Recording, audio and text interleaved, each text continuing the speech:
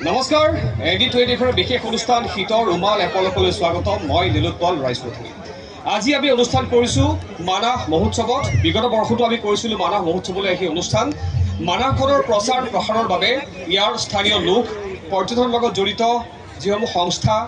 jeep safari সংস্থা hotel resort association সকলোৱে মিলি মহোৎসৱৰ আয়োজন কৰে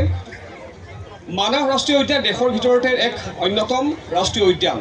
য'ত জৈৱ বৈচিত্ৰতাৰ সমাহাৰ ঘটে এই ৰাষ্ট্ৰীয় উদ্যানখনক বিশ্বৰ প্ৰতিষ্ঠা কৰাৰ বাবে বিশ্ববাসীৰ ওচৰত আৰু অধিক ৰূপত দাঙি ধৰাৰ বাবে মানাহ মহোৎসৱৰ আয়োজন কৰা হয় এইবাৰ তৃতীয় সংখ্যক মানাহ মহোৎসৱ আমি ইয়াত আহি অনুষ্ঠান কৰিছোঁ আৰু প্ৰথমে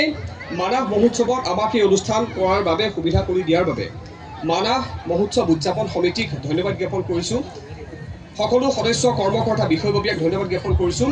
কেইবাগৰাকী জনপ্ৰিয় কণ্ঠশিল্পী আমাৰ সৈতে আছে লগতে মানাহ পৰ্যটনৰ সৈতে জড়িত বহুত লোক ইয়াত উপস্থিত আছে ইয়াত যিমান সংখ্যক লোক আছে সকলো মানাহৰ সৈতে জড়িত সকলোৰে সৈতে আমি মানাহ সম্পৰ্কে কথা পাতিম লগতে আমি মাজে মাজে শিল্পীসকলৰ গীত আপোনালোকক শুনাম আমি প্ৰথমে অনুষ্ঠান আৰম্ভ কৰিম কণ্ঠশিল্পীৰ গীতেৰে তাৰ পাছতে আমি মানাহ সম্পৰ্কে কথা পাতিম মানাহ পৰ্যটনৰ লগত জড়িত বিভিন্ন লোকৰ সৈতে আমাৰ সৈতে বহু কেইগৰাকী কণ্ঠশিল্পী আছে প্ৰথমে আমি আমন্ত্ৰণ কৰিছোঁ অসমৰ পৰা গৈ মুম্বাইত প্ৰতিষ্ঠিত কণ্ঠশিল্পী শাৰদী বৰা